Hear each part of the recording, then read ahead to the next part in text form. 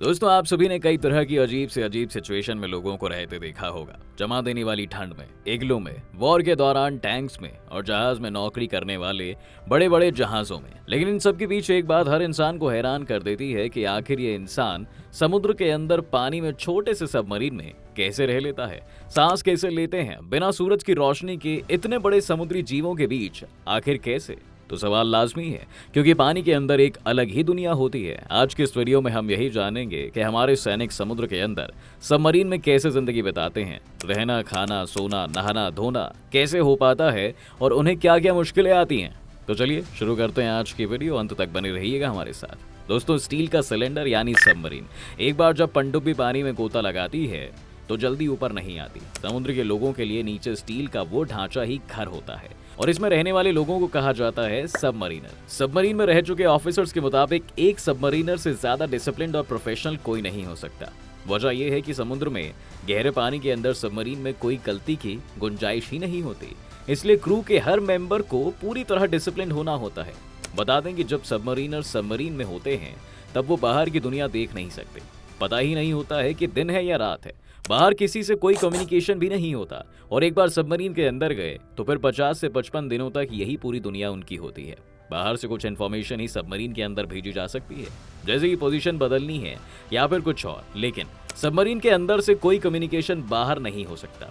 इसका कारण ये है कि सबमरीनर जैसे ही कोई मैसेज ट्रांसमिट करेंगे तो दुश्मन को सबमरीन की लोकेशन पता लग जाएगी, फिर सबमरीन का मकसद ही खत्म हो जाएगा। यही वजह है कि सबमरीन के अंदर दिक्कत छोटी हो या फिर बड़ी या फिर इमरजेंसी के हालात हो, सबका सामना सबमरीन के क्रू को मिलकर ही करना पड़ता है। मिलकर ही रास्ता निकालना होता है और बाहर से कोई मदद नहीं मांगी जा सकती। अब यहाँ कम्युनिकेशन नहीं होने का मतलब है परिवार से भी कोई कांटेक्ट नहीं रहता। घर वालों को तो ये भी नहीं पता होता कि सबमरीन के साथ कहाँ जाना है, कब तक रहना है और कब वापसी होगी। यही हाल अंदर मौजूद के क्रू का होता है। ड्यूटी के उन 2 महीने उन्हें नहीं पता चलता कि घर पर क्या चल रहा है, परिवार वालों का क्या हाल है। इतना ही नहीं दोस्तों, सबमरीन की लोकेशन से जुड़ी कोई भी जानकारी किसी से साझा नहीं की जाती। ये भी नहीं बताया जा सकता कि कितने दिनों के लिए है, क्योंकि बात लीक होने पर दुश्मन अंदाजा लगा सकता है कि पनडुब्बी की पोटेंशियल लोकेशन क्या होगी।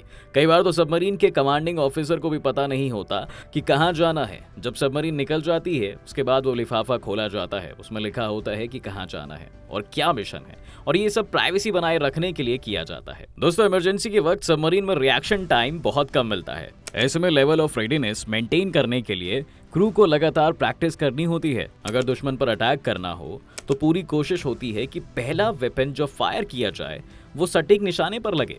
दरअसल पहला वेपन फायर करते ही दुश्मन को सबमरीन की लोकेशन पता चल जाएगी और वो काउंटर अटैक करेगा। ऐसे में हमला ऐसा होना चाहिए कि दुश्मन तबाह ही हो जाए, उसे फिर जवाब देने का मौका ही ना मिले। इसके लिए बहुत चौकन्ना रहना होता है। पानी के अंदर कुछ नहीं देख सकते, सब कुछ डिपेंडेंट करता है सुनने पर। दुश्मन का शिप कहाँ है इसका पता लगाते हैं उसके प्रोपेलर की आवाज से, और इसके लिए बहुत ट्रेनिंग और प्रैक्टिस की जरूरत होती है। इसलिए पीस टाइम में भी सबमरीनर बिजी रहते हैं। अब आइए जानते हैं दोस्तों कि सबमरीन में खाने और रहने का इंतजाम कैसे होता है। बता दें कि पहले पुरानी सबमरीन में सबमरीनर के पास अपना बंक नहीं होता था, यानी सोने की कोई जगह तय नहीं हुआ करती थी। वो हॉट बंकिंग करते, यानी जो बंक बेड खाली मिला उसमें सो गए। हर वक्त 1/3 क्रू ड्यूटी पर रहता और हर 3 घंटे में ड्यूटी बदलती। सबमरीन में फ्रेश वाटर मिलना एक बड़ी चुनौती थी। पुरानी सबमरीन में समंदर के पानी को फ्रेश बनाने के लिए आरओ का कोई इंतजाम नहीं होता था, तो फ्रेश पानी स्टोर करके रखना पड़ता था और उसे ही 50-60 दिनों तक चलाना होता था। इसलिए नहाने का तो सवाल ही पैदा नहीं होता।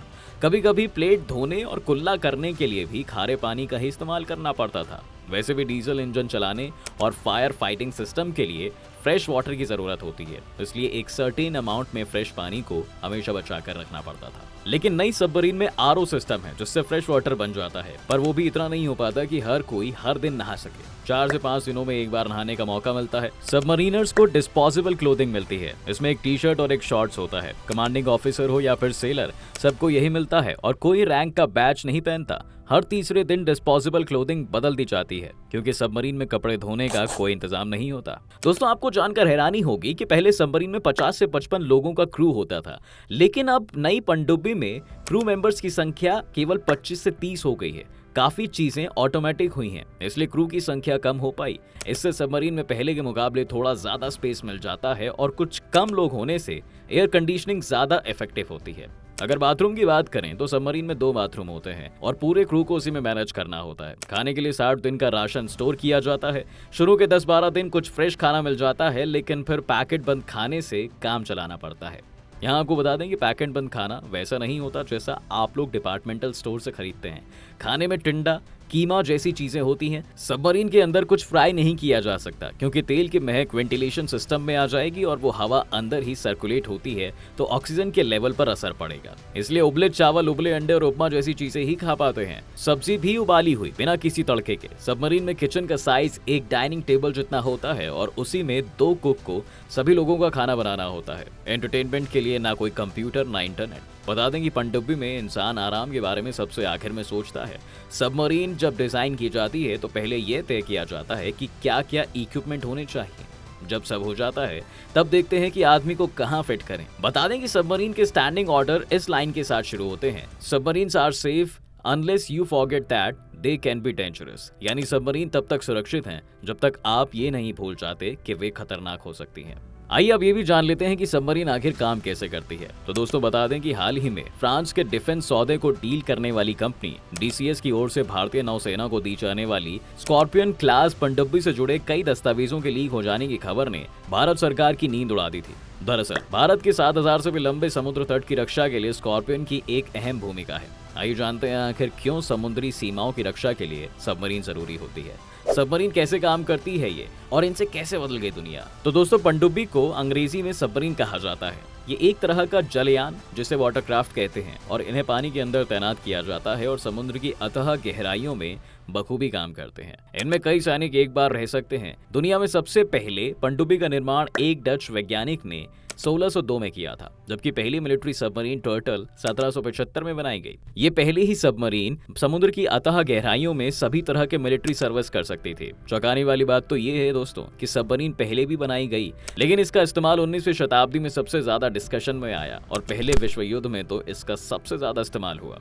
खास बात यह है कि इसके बनने के 1 साल बाद ही इसे अमेरिकी क्रांति में इस्तेमाल में लाया गया था, जबकि 1602 से लेकर अब तक सबमरीन की टेक्नोलॉजी और प्रोडक्शन में बहुत बदलाव आ चुका है। यही वजह थी कि 1950 के आते आते एटमी एनर्जी का भी प्रयोग इसे चलाने के लिए किया जाने लगा। बाद में ये डीजल से भी चलने लगी, तकनीक और एडवांस हुई और इसके बाद समुद्री जल से ऑक्सीजन लेने वाली सबमरीन भी बना ली गई। यकीनन ये किसी क्रांति से कम नहीं था दोस्तों। आपको जानकर हैरानी होगी कि मॉडर्न सबमरीन्स कई हफ्ते या महीने तक पानी के अंदर रहने में कैपेबल हो चुकी हैं और आज तो एडवांस टेक्नोलॉजी ने इसे बेहद कन्वीनियंट बना दिया है। वैसे भी सबमरीन के भीतर सभी तरह की सुविधाएं मौजूद होती हैं। दरअसल सबमरीन ने ही दुनिया का पॉलिटिकल मैप बदला है। यही वजह है कि आज ये किसी भी देश की नौसेना का सबसे अहम हथियार बन गई है। हालांकि इससे पहले सेकेंड वर्ल्ड वॉर के समय भी सबमरीन का इस्तेमाल सामान को एक जगह से दूसरे जगह तक ले जाने के लिए किया जाता था। खास बात यह है कि आजकल ये साइट सीइंग के लिए इस्तेमाल में आ रही है। भारत के पास भी अपनी तकरीबन 16 से ज्यादा सबमरीन्स हैं। ये सभी डीजल से चलती हैं और इन्हें रूस और जर्मनी से लिया गया है।